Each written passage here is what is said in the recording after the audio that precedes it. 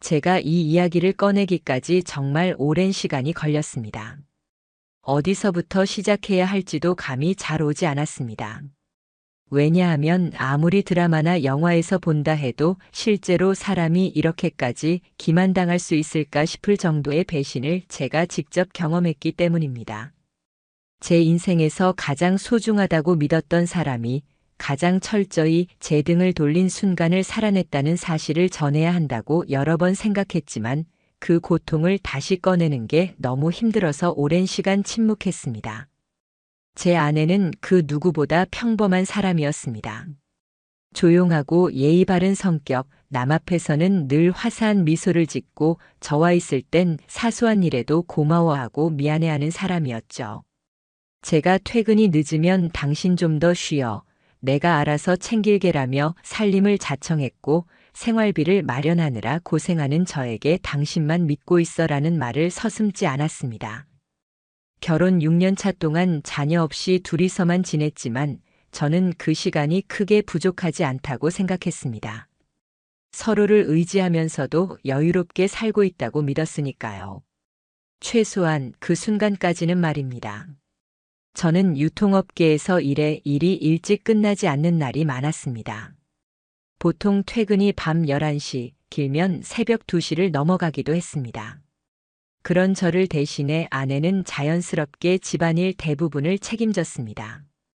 그러다 어느 날 아내가 저녁의 시간을 활용하고 싶다며 피자집에서 파트타임 일을 해보겠다고 말했습니다. 평소 친분 있던 사장님이 일손이 부족해 부탁해서 돕기로 했다고 했습니다. 저는 처음엔 정말 고마웠습니다.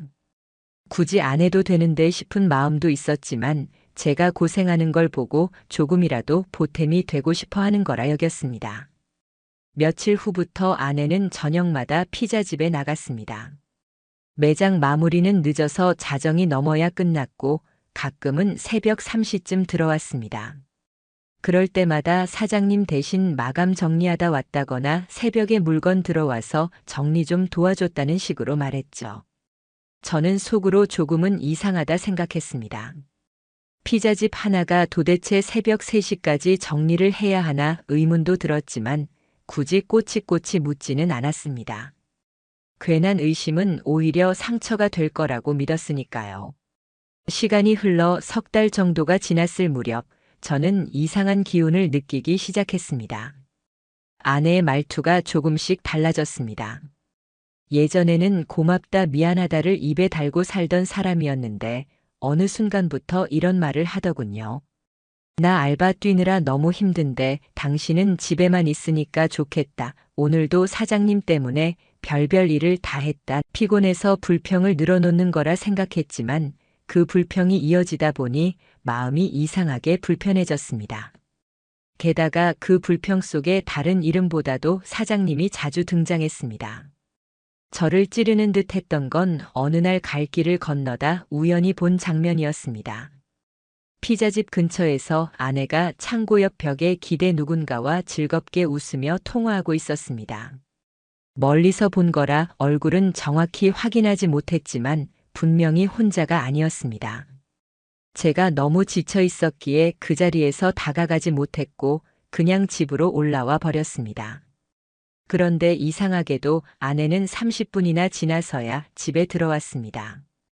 아무 일 없었다는 듯 집안에 들어와 평소처럼 씻고 누웠지만 그날 저는 도무지 눈을 감을 수 없었습니다. 그 후로 작은 단서들이 하나둘 느낌표처럼 드러났습니다. 빨래를 정리하다 발견한 낯선 남자의 티셔츠, 제 사이즈보다 훨씬 컸고 전혀 본 적 없는 옷이었습니다. 제가 물었을 때 아내는 배달하는 대학생 알바가 두고 간 거라 했습니다.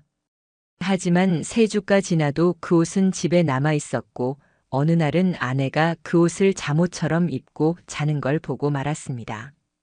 의심이 목끝까지 차올랐지만 저는 또다시 애써 넘겼습니다. 괜히 의심의 싸움이 될까 두려웠기 때문입니다. 지금 돌이켜보면 그게 제 가장 큰 실수였습니다. 결정적인 장면은 비 오는 새벽에 찾아왔습니다. 세찬 빗줄기 사이 아내는 언제나 그랬듯 가게 잠깐 다녀올게 하고 우산도 쓰지 않은 채 나섰습니다. 그 순간 저는 더는 참을 수 없었습니다. 무언가를 확인해야만 한다고 생각했습니다. 저는 조용히 후드를 눌러쓰고 아내 뒤를 밟았습니다. 멀지 않은 가게까지 따라가 보니 아내는 매장 정문이 아닌 뒷골목으로 향했습니다. 그리고 아무렇지 않게 창고 문을 밀고 들어갔습니다. 저는 창고 근처 벽에 몸을 숨긴 채 귀를 기울였습니다. 처음에는 탑처럼 쌓인 박스를 움직이는 듯한 소리뿐이었습니다. 그런데 이내 들려오는 건 창고에서는 듣기 힘든 이상한 소리들이었습니다. 웃음소리, 농담 같은 목소리, 그리고 제 귓가를 얼어붙게 만드는 기묘한 기척. 저는 온몸이 굳어버린 듯 움직이지 못했습니다. 눈앞이 아득해지며 도망치듯 돌아섰습니다. 이성을 가까스로 붙잡고 휴대폰 녹음을 켠 채 그 자리를 빠져나왔습니다. 빗물이 흐르는데도 눈앞이 뿌옇게 번져버리고 가슴은 쥐어뜯기는 듯 아팠습니다. 그날 저의 마음은 철저히 무너졌습니다. 사랑한다고 함께 꿈꾸자던 그 사람이 그곳에서 무엇을 하고 있었는지를 이제 제 귀로 직접 듣고 말았으니까요. 그날 이후 저는 단 한숨도 자지 못했습니다. 그때까지 아내와 함께 꾸었던 미래, 함께 웃던 기억, 그 모든 게 허공에 날아가 버리고 진창 속에 내던져진 것 같았습니다. 감정만 앞세우면 상대에게 증거를 지울 기회를 줄 수도 있다는 생각에 저는 오히려 차갑게 마음을 다잡아야 했습니다. 하나하나 기록하고 모으자, 이 모든 일을 제 힘으로 정리하자. 그렇게 결심했습니다. 저는 피자집 근처를 오가며 납품업체 직원, 청소 용역, 배달하는 청년까지 사람들을 수소문하기 시작했습니다. 그리고 그 과정에서 충격적인 사실 하나를 들었습니다. 피자집 사장은 그 석 달 중 2달을 해외에서 지냈다는 것이었습니다. 인근 편의점 사장이 직접 알려줬습니다. 사장 부부가 유럽으로 장기 여행을 떠나 가게는 거의 닫혀 있었다는 이야기였습니다. 그 말이 머리에 박히는 순간 온몸에서 힘이 빠져나갔습니다. 아내는 분명 매일 사장님과 마감을 했다라고 말했는데 정작 사장은 2달째 해외에 있었다는 겁니다. 그럼 가게 불 꺼진 뒷골목 창고에 들어가 있던 아내는 대체 누구와 함께 있었던 걸까요? 그날 이후로 제 머릿속에는 단 하나의 의문만이 남았습니다. 그럼 아내는 대체 누구와 함께 있었던 걸까? 피자집 사장이 해외에 있다는 건 주변인들 모두가 아는 사실이었습니다. 같은 건물에서 편의점을 하던 사장이 직접 제게 말해줬습니다. 아, 그 집 사장님이요? 지금 부부 동반으로 유럽 갔잖아요. 가게도 거의 불 꺼져 있던데요. 저는 그 이야기를 듣고 말문이 막혔습니다. 매일같이 사장님과 정리했다던 아내의 말이 단숨에 무너져버린 순간이었습니다. 사실 확인이 되자 그 거짓말 하나가 얼마나 무겁고 깊은 배신이었는지 뼈저리게 느껴졌습니다. 머릿속은 하얗게 비어 있었고 가슴은 쿵쾅거리며 터질 것만 같았습니다. 제가 남편이라는 이유만으로 믿어주었던 말들이 하나하나 무너져 내리며 그 자리에 오직 분노와 허망함만이 차올랐습니다. 차라리 처음부터 솔직히 말했더라면 이해한다는 말 정도는 했을지 모릅니다. 하지만 3개월 동안 눈을 똑바로 마주치며 매번 거짓말을 반복했다는 게 제 마음을 갈기갈기 찢어놓았습니다. 그래서 전 결심했습니다. 이젠 더는 망설이지 말자. 무슨 수를 쓰더라도 끝까지 모든 진실을 밝혀내자고. 저는 증거를 모아야 했습니다. 단순히 녹음 파일만으로는 부족할 거라 생각했습니다. 내가 잘못 들었나? 라고 상대가 주장하면 저 혼자 절규하는 꼴만 될 뿐이었죠. 저는 냉정해져야 한다고, 그리고 눈앞의 진실을 손에 쥐어야 한다고 스스로를 다그쳤습니다. 그날 바로 지역에서 활동하는 사설탐정 사무소를 찾았습니다. 전화를 걸어 대략적인 이야기를 꺼냈을 때 수화기 너머의 목소리가 차분히 물었습니다. 배우자의 외도 의심건 맞으시죠? 정확한 확인을 위해선 일정 기간 현장 추적이 필요합니다. 순간 제 손이 떨리더군요. 제 아내를 배우자 대신 의뢰인의 대상자라고 표현하는 것을 듣는 것만으로도 가슴이 철렁 내려앉았습니다. 하지만 이미 마음은 정해져 있었습니다. 전 계약했고 곧장 추적이 시작됐습니다. 그 일주일은 제 인생에서 가장 길었던 시간 중 하나였습니다. 출근해서도 퇴근해서도 밥을 먹으면서도 잠을 청하려 뒤척이면서도 한 생각만 휘몰아쳤습니다. 오늘 저 시간이면 지금쯤 창고에 들어갔을까? 오늘은 누구랑 같이 있는 걸까? 생각이 꼬리를 물고 이어졌습니다. 그러다 어느 순간 허탈하게 웃음이 새어나왔습니다. 내가 내 아내를 미행까지 시켜야 하는 존재로 여기게 될 줄이야. 이 굴욕적인 심정을 뭐라고 설명할 수 있을까요? 드디어 일주일이 지났습니다. 저는 탐정사무소에 불려가 조그만 회의실에 앉았습니다. 조사원이 서류 봉투 하나와 몇 장의 사진을 꺼내 제 앞에 놓았습니다.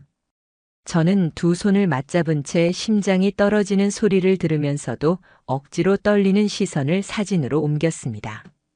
그리고 그 순간 제 세계는 완전히 무너져 내렸습니다. 사진 속에는 제가 매일같이 곧잘 떠올리던 장면이 고스란히 담여 있었습니다. 제 아내가 어떤 젊은 남자와 함께 피자집 뒷골목을 돌아 창고로 들어가는 모습. 심지어 그 남자는 창고 문을 닫으면서 아내의 허리를 감싸고 있었습니다. 아내의 얼굴은 확실히 웃고 있었습니다. 제가 6해를 함께하며 단 한 번도 본 적 없는 그렇게까지 환하게 웃는 얼굴이었습니다. 그 남자는 피자집에서 배달을 맡던 알바생이었습니다. 대강 20 중반쯤 되어 보이는 청년. 제 아내는 평소 그를 언급할 때마다 어리기도 하고 괜히 불편하다고 했습니다. 하지만 사진 속에서 두 사람은 마치 오래된 연인처럼 자연스러웠습니다. 그 다음 사진에서 제 심장이 얼어붙었습니다. 창고에서 나온 아내는 제게 보이지 않던 표정으로 웃고 있었습니다. 그리고 그 남자의 상의를 입고 있었습니다. 머리도 대충 질끈 묶였고 팔짱을 낀 채 자신의 소유물처럼 다정스레 그의 몸에 기대 있었습니다. 그 장면을 본 순간 해묵은 의문이 하나에 닿았습니다. 며칠 전 제 빨래에서 발견된 낯선 티셔츠, 아내가 잠옷처럼 입고 자던 그 옷. 바로 그 알바생의 것이었습니다. 손이 덜덜 떨렸습니다. 사진을 보는 순간 눈물이 왈칵 나올 줄 알았는데 오히려 아무 소리도 나오지 않았습니다. 너무 충격을 받으면 오히려 감정이 얼어붙는다고 하던데 그게 어떤 뜻인지 절실히 알 수 있었습니다. 숨이 막혔습니다. 마주 앉은 조사원은 차분하게 설명했습니다. 의뢰인님, 대상자는 특정 알바생과 반복적으로 접촉했고 뒷골목 창고 출입이 최소 5회 이상 확인되었습니다. 그 말을 듣는 순간 저 자신이 소름 돋을 만큼 차가워졌습니다.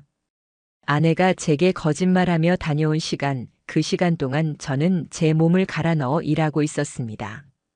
생일날조차 아내는 가게에 갑자기 일이 생겼다며 나갔습니다. 그날도 창고에서 함께 있었더군요. 가짜는 거짓말 하나가 제 생일마저 조롱거리로 만들어버린 겁니다. 이쯤 되니 감정은 오히려 명료해졌습니다. 더는 끝을 미루지 말아야지. 저는 곧장 변호사 사무실을 찾아가 상담을 요청했습니다. 사진과 보고서를 보여주자 변호사는 잠시 눈살을 찌푸리다 단언했습니다. 이건 명백한 불륜 증거입니다. 상간남 소송 가능성 100%입니다. 그 말이 제게 준 건 위로가 아닌 쓰라린 확증이었습니다. 제 아내의 기만이 세상에서 가장 엄격한 곳에서도 부정할 수 없는 사실이라는 것.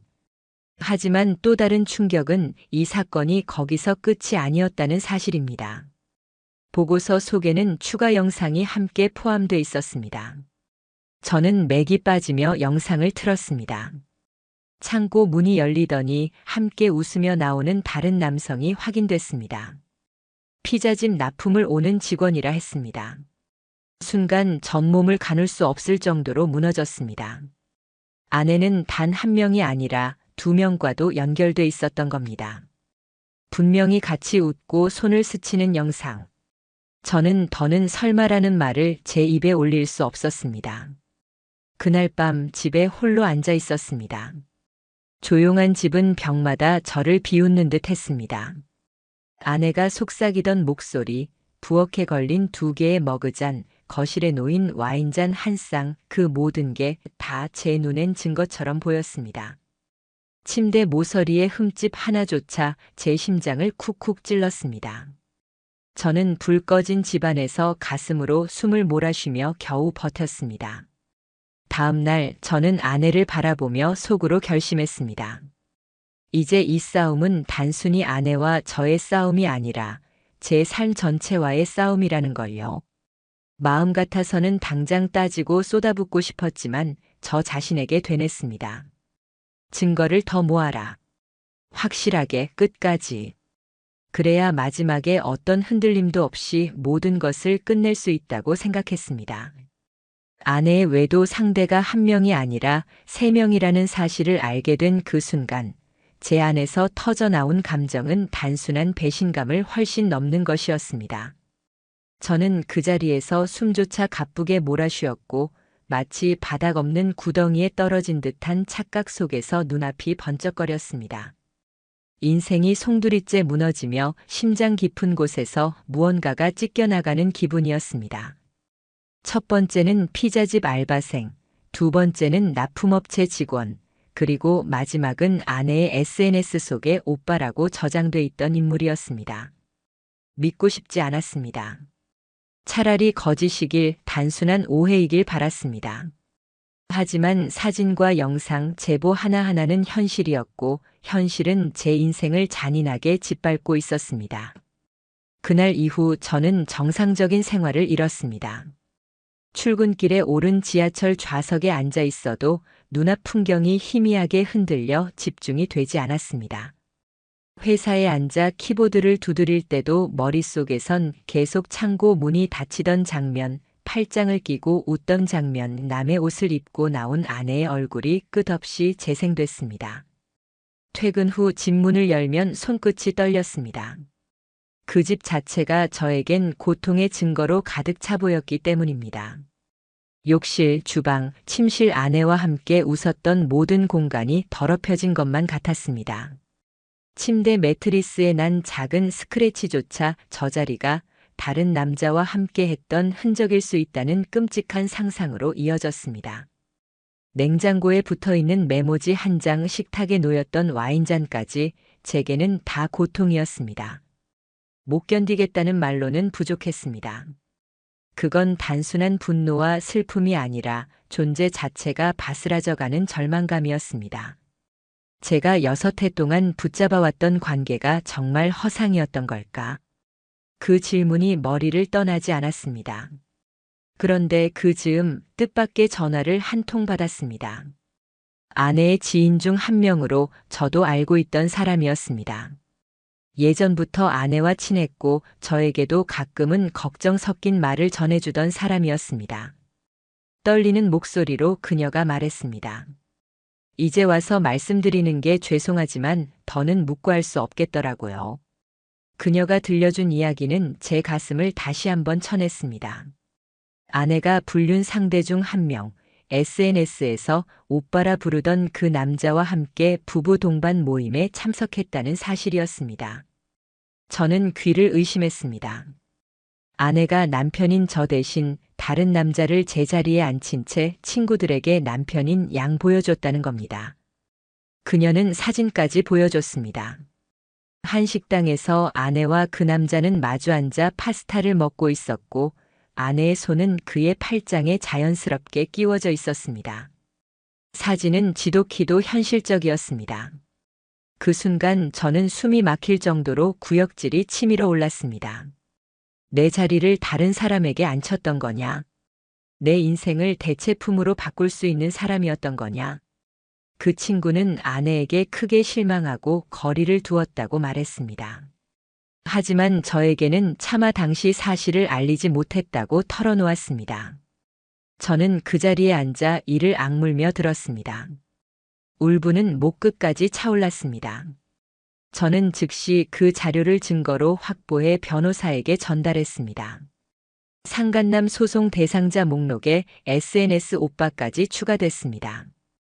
이제 3명 모두가 확실한 대상이 됐습니다. 하지만 진짜 무너져 내리게 만든 건 아내의 태도였습니다. 제 모든 걸 알아챘음에도 아내는 눈 하나 깜짝하지 않았습니다. 오히려 차갑게 말했습니다. 당신이 너무 바빠서 내가 너무 외로웠어. 그냥 위로받고 싶었던 것뿐이야. 저는 그 말을 듣는 순간 두 손이 부르르 떨렸습니다. 6년 동안 제가 삶을 바치듯 일했던 이유가 뭡니까? 아내에게 편하게 살기 바랐기 때문이었습니다. 카페 창업을 준비한다기에 모은 돈을 지원했고 아내가 사고 싶다는 가구며 비싼 케이크까지 제가 포기한 의식주를 바쳐가며 마련해줬습니다. 그런데 그 대답이 외로워서 위로받고 싶었다라니. 저에겐 그 말이 단순한 변명이 아니라 제 인생을 모욕하는 조롱처럼 들렸습니다. 차라리 울며 잘못했다고 했더라면 단 한순간이라도 제 마음은 흔들렸을지 모릅니다. 하지만 아내의 태도는 분명 선을 넘었습니다. 눈빛 속에서 죄책감은커녕 들킨 게 억울하다는 기운마저 읽혔습니다. 그때 저는 깨달았습니다. 내가 사랑한 건 사람이 아니라 사람이 쓴 가면이었다는 것을. 저는 결국 모든 걸 정리하기로 했습니다. 더는 같이 이 집에 있을 이유가 없었습니다. 저는 곧장 짐을 챙겼고 아내에게 이혼 의사를 분명하게 전했습니다. 이제 더는 같이 살 이유가 없어. 당신과는 끝이야. 아내의 눈빛은 당황했지만 그 당황은 왜 들킨 거냐에 가까웠습니다. 후회도 반성도 미안함도 없었습니다. 저는 그제야 확신했습니다. 이 관계를 단 한순간이라도 더 이어선 안 된다는 것을. 이혼 의사를 분명히 밝힌 이후 집안에는 참을 수 없는 정적이 감돌았습니다. 아내는 처음 며칠간은 아무 말도 없었습니다. 변명도 사과도 심지어 억울함을 토로하지도 않았습니다. 오히려 시간이 갈수록 태도가 더 단단해지더군요. 반성하는 기미는 전혀 없었습니다. 그러다 어느 날 마주 앉은 자리에서 아내가 불쑥 입을 열었습니다. 정리 잘하자.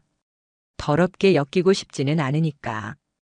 그 말을 듣는 순간 저는 귀를 의심했습니다.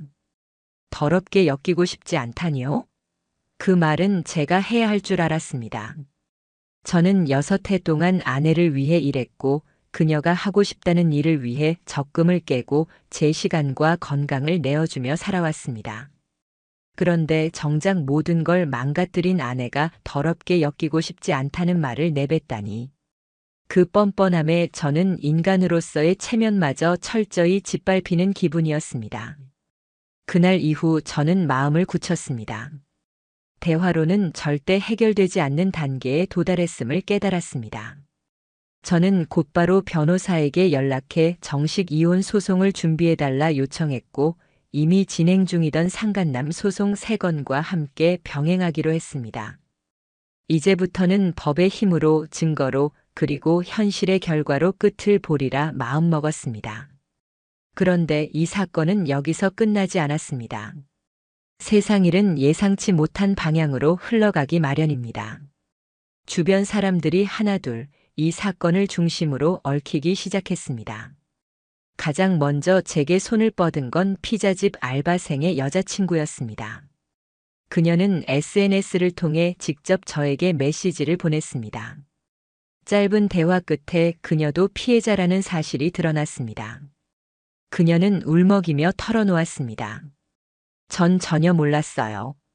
그 사람이 항상 야간 알바는 혼자 한다고 거짓말했거든요.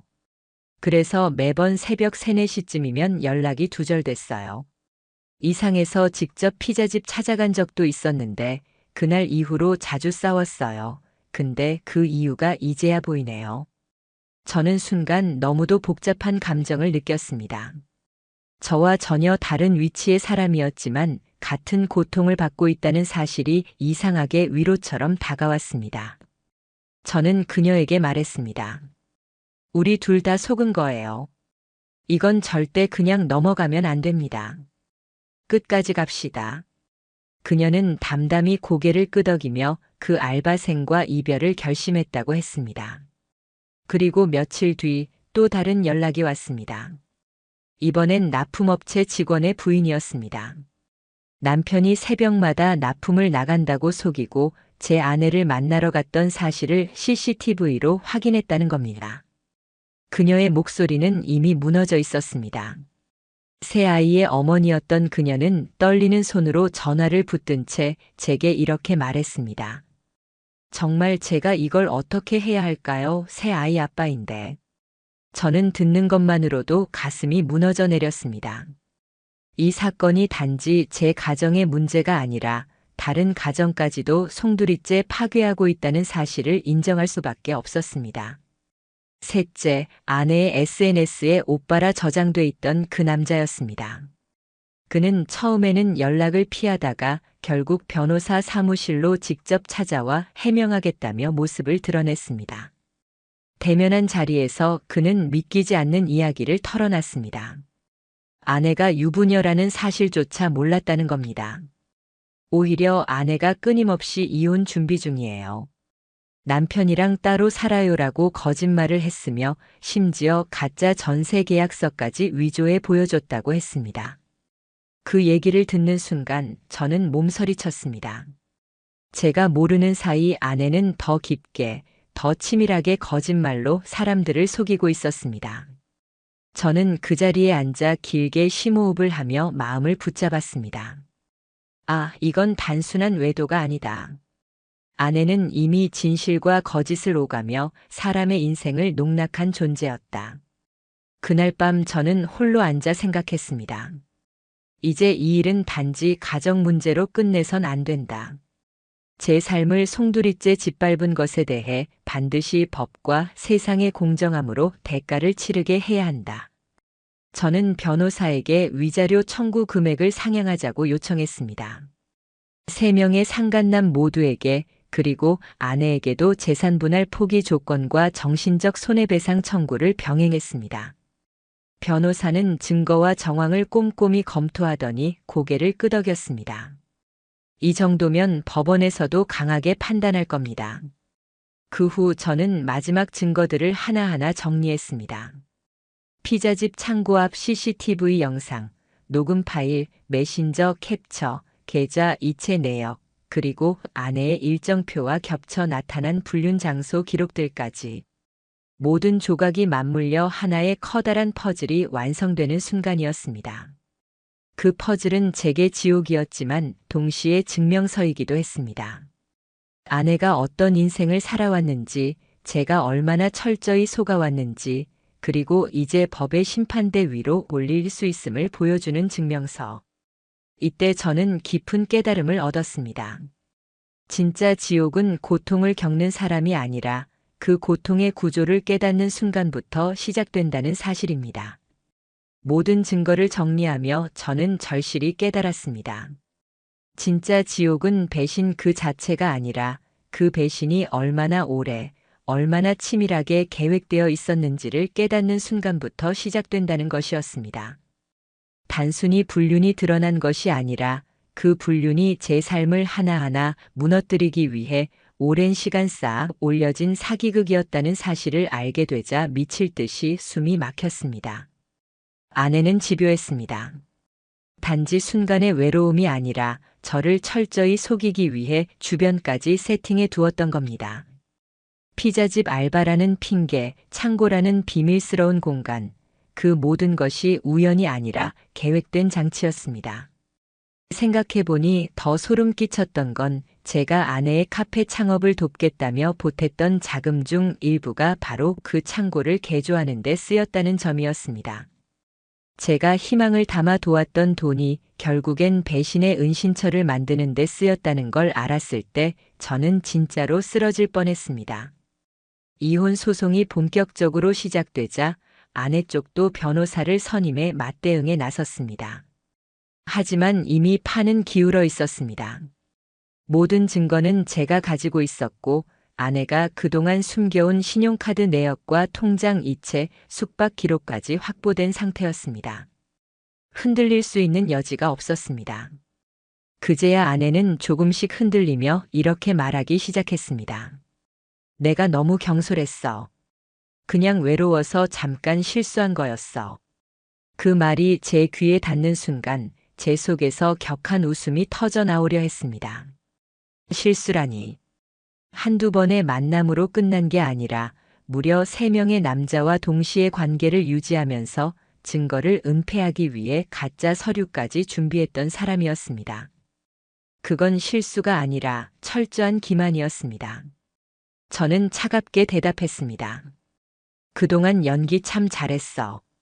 그리고 상간남 소송이 하나둘 진행되며 각자 처절한 현실과 마주하게 되었습니다. 첫 번째 피자집 알바생은 가장 먼저 고꾸라졌습니다. 제가 건 위자료 소송은 그의 학업과 아르바이트 생활을 동시에 흔들어 놓았습니다. 결국 그는 알바 자리에서 잘렸고 다니던 학교에도 외부 징계 사실이 알려지며 정학 처분을 받았습니다. 재판장에서 그가 떨며 말하던 변명이 아직도 귀에 맴돕니다.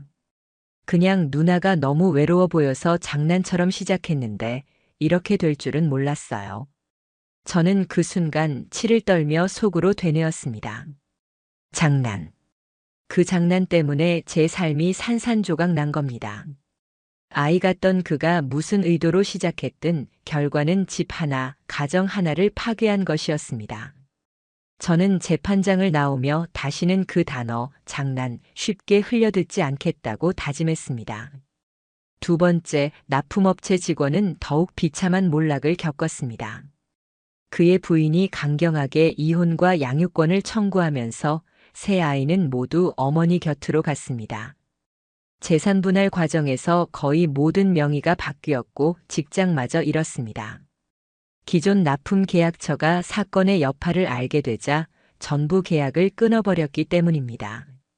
그는 소송 과정에서 저에게 편지를 보내 사과하고 싶다 했지만 저는 단 한 줄도 읽지 않았습니다.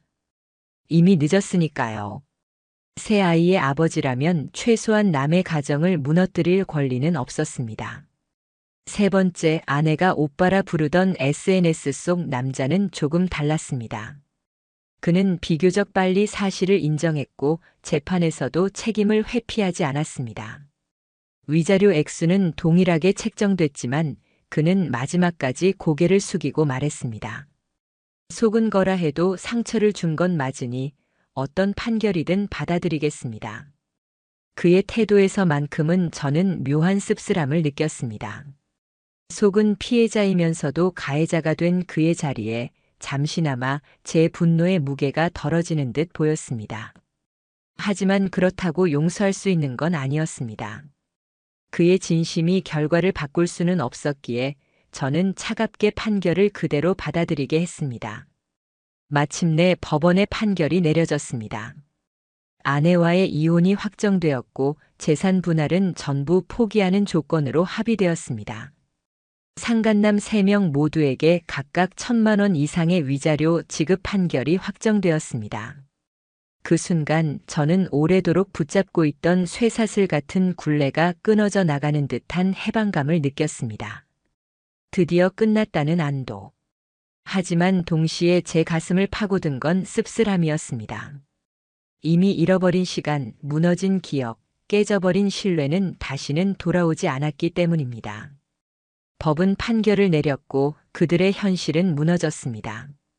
피자집 알바생은 학교에서, 납품 직원은 직장에서, SNS 남자는 사회적 체면에서 모두 추락했습니다. 아내는 재산도 관계도 사람들 사이의 신뢰도 모두 잃었습니다. 그러나 저는 압니다. 진짜 가장 처절하게 무너진 사람은 결국 아내였다는 것을. 하지만 제겐 또렷한 다짐이 하나 남았습니다. 내 인생의 잔해 위에서라도 다시 일어서겠다. 그리고 결코 다시는 누구에게도 내 삶을 이렇게 유린당하게 두지 않겠다. 이제야 비로소 싸움의 막이 내렸습니다. 그러나 제 인생은 아직 가지런히 정리되지 못했습니다. 버려진 감정, 영영 지울 수 없는 상처는 제 안에 남아 앞으로도 오래도록 흔적을 남길 것입니다. 하지만 저는 압니다. 오늘의 이 상처가 내일을 살아갈 가장 큰 무기가 된다는 사실을. 모든 법적 절차가 끝났습니다. 법원에서 내려진 최종 판결문 위에 제 이름 석자가 또렷이 찍혀 있었고 그 옆에 이혼 확정 도장이 붉게 찍히는 순간 제 손은 미세하게 떨렸습니다. 눈물이 나올 줄 알았는데 나오지 않았습니다. 황망함도 분노도 심지어 안도감도 한꺼번에 소멸해버린 듯 했습니다. 그저 텅 빈 허무함만 밀려왔습니다. 제가 믿었던 사람, 같은 음식 앞에 앉아 식사를 나누던 사람, 같은 침대에 나란히 눕던 사람이 이제는 단 한 장의 종이로 남이 돼버린다는 현실. 혼인신고서에 도장을 찍던 날, 우리는 두 손을 꼭 잡으며 이제 잘 살아보자고 했는데, 6해가 지나 도장을 찍은 날에는 다시는 잡고 싶지 않은 손, 다시는 마주하고 싶지 않은 얼굴이 돼 있었습니다. 아내는 이혼 확정 후 집을 떠났습니다. 이삿짐을 챙겨나가는 그 순간까지도 미안했다 한마디는 끝내 하지 않았습니다. 제가 마지막으로 본 아내의 모습은 현관문을 닫으며 비어있는 집 안을 외면하던 뒷모습뿐이었습니다. 그리고 문이 닫히는 소리, 그것이 제게 남은 마지막 기억이 돼버렸습니다. 아이러니하게도 그날 날씨는 몹시 좋았습니다. 따사로운 햇살, 시원한 바람. 세상은 그토록 평화로워 보였는데 제 내면은 얼어붙은 냉기 같은 절망뿐이었습니다. 햇살조차 저를 비웃는 것처럼 느껴졌습니다. 그 후로 저는 다시 하루하루를 살아가야만 했습니다. 퇴근 후 텅 빈 집으로 들어설 때 느껴지는 허무감은 이루 말할 수 없었습니다. 누군가 제 옆에 있다는 착각마저 사라지자 오히려 집 안 공기는 무겁게 가라앉았고 숨조차 팍팍해졌습니다. 일터에서도 아무 일 없는 듯 태어나려 노력했지만 제 손끝은 여전히 떨렸습니다. 몇 달이 그렇게 흘렀습니다. 처음엔 무기력으로, 그 다음엔 분노로, 그리고 차츰간 애써 단단해지려는 의지로 시간을 견뎠습니다. 저는 그동안 상간남들에게 판결된 위자료가 분할 납부로 진행될 수 있다는 이야기를 들었을 때 곧바로 단호하게 입장을 밝혔습니다. 한 푼도 늦추지 마십시오. 기한 안에 모두 완납하지 않으면 추가 소송에 들어갈 겁니다. 그 순간 제 인생을 그렇게 희롱했던 이들의 현실이 본격적으로 무너지기 시작했습니다. 첫 번째, 피자집 알바생은 학업을 사실상 이어갈 수 없게 됐습니다. 정학조치 이후 복학을 준비했지만 사건의 여파가 학교 내외부 커뮤니티를 통해 퍼지자 결국 자퇴를 선택했다고 들었습니다. 지역사회에서 작은 소문 하나는 빠르게 퍼집니다. 그는 다른 아르바이트 자리를 알아보려 했지만 이미 이름이 돌고 돌아 대부분 받아주지 않았다고 했습니다. 결국 그는 학업도 일도 연애도 모두 잃은 채 인근 도시로 이사 갔다는 소문이 돌았습니다. 과거 그를 믿었던 여자친구마저 연락을 끊고 번호를 바꿨다는 사실을 직접 들었을 때 저는 거짓말처럼 한숨이 나왔습니다. 두 번째, 납품업체 직원의 말로는 더 끔찍했습니다. 그는 결국 부인과의 소송에서 패소했습니다. 세 아이 모두 부인의 양육권 아래 들어갔고 재산 분할로 대부분의 명의가 넘어갔습니다. 안정적이던 납품업체와의 계약도 모두 해지되면서 결국 차량과 집까지 처분해야 했습니다. 지금은 작은 창고에서 일용직을 전전하며 살아간다는 이야기를 전해 들었을 때 저는 통쾌하다기보다는 허탈했습니다. 아이 넷 있는 아버지가 다른 사람의 가정을 깨면서 동시에 자기 가정까지 스스로 무너뜨린 겁니다. 세 번째, SNS에서 오빠라 불리던 그 남자는 조금 달랐습니다. 그는 초기부터 제 앞에서 책임을 인정했고 지금도 매달 위자료를 꼬박꼬박 보내고 있습니다. 매번 송금할 때마다 죄송합니다. 잊지 않겠습니다. 라는 짧은 메모를 함께 보냈습니다. 처음에는 그 글귀조차 제 분노를 자극했지만 시간이 흐르자 오히려 그의 태도가 다른 두 사람과 달리 조금은 다르다는 걸 받아들이게 됐습니다. 그러나 그렇다고 용서한 건 아닙니다. 진심이 있다고 해도 돌이킬 수 없는 상처는 사라지지 않으니까요. 저는 스스로 자문했습니다. 그래서 이 모든 결과가 내게 통쾌함을 주었나? 아니었습니다. 그저 씁쓸한 무너짐이 남았을 뿐입니다. 남들이 다 무너졌다고 해서 제가 잃은 6년의 시간과 무너진 신뢰가 복구되는 건 아니었습니다. 그리고 아이러니하게도 정작 가장 처절하게 무너진 사람은 제 아내였습니다. 상간남들에게 위자료 판결이 내려졌고 그녀 자신 또한 재산 분할을 포기하며 모든 걸 잃었지만 무엇보다 큰 건 사회적 관계였습니다. 아는 지인들은 그녀를 멀리했고 친정에서도 등을 돌렸습니다. 사람들 사이에 퍼진 건 단순한 불륜녀의 낙인이 아니라 여러 명과 동시에 관계를 맺고 거짓말을 퍼뜨린 위험한 사람이라는 평판이었습니다. 그 이후 저는 결심했습니다. 이 상처는 제게도 남았지만 동시에 제 인생의 기억으로서 영원히 새겨둘 것이라고. 다시는 이런 인간들에게 제 삶을 내어주지 않겠다고 겉보기에 평온한 가면 뒤에 숨어있는 거짓을 알아차리지 못한 스스로를 다그리며 살아가겠다고 다짐했습니다. 그날 이후 제 삶은 달라졌습니다. 완벽히 편안하다고는 할 수 없지만 최소한 지금은 제 선택과 제 시간으로만 하루가 채워지고 있습니다. 저는 더 이상 누군가의 거짓말에 기대어 평화를 꿈꾸지 않습니다. 그보다 차라리 고독하게 혼자 서 있는 게 100번은 낫다는 걸 저는 이번 일을 통해 뼈저리게 알게 되었습니다. 모든 게 끝났다고 생각한 지 거의 1년쯤 지난 어느 날이었습니다.